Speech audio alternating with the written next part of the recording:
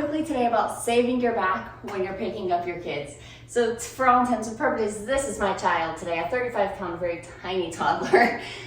So there's two ways that you can go about this. And we can either take a deadlift pattern or a squat pattern here. And we also want to make sure that we are using our breath and our core. So say your child is running up to you, you see them, you're gonna wanna pick them up, you're gonna wanna turn that core on right before you pick them up, just like you would right before you do your deadlift, your squat, your exercise, whatever. So you want to, nice exhale, pick up that child, right? So when you do that, you've protected your core, you've protected your pelvic floor, you've stabilized through your body here. So you can deadlift them down depending on how tiny they are, or even, they're pretty, you're still going down, right? So you can do that hinge pattern here where you want to get them, pick them up.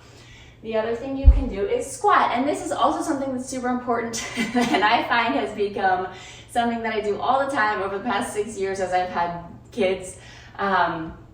Squatting down to pick something up while holding the child.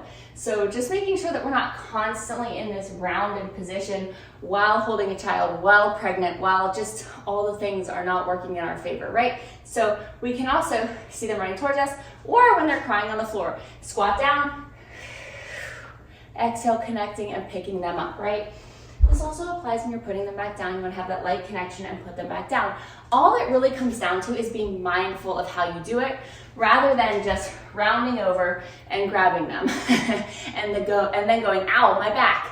I pulled whatever, or I strained whatever, because we weren't intentional about picking up that 30-pound child, right? And they gradually grow. All of a sudden they're 30, 35 pounds, and they still want to be held, and that's great, and that's wonderful. But you want to be intentional. And this can even apply to setting them down in the playpen when they're little, or just whatever it is. So just being mindful of connecting to that core and how we're moving is super important and can save us so much discomfort.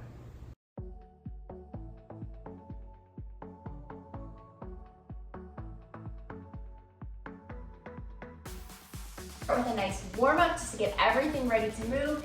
And the first thing we're going to start with here is our breath. So we're going to sit nice and lengthened. We're going to use that optimal breath. Inhale that air down. So focus on inhaling deep, gently expanding 360 around the torso and that pelvic floor. Exhale is nice and natural right now.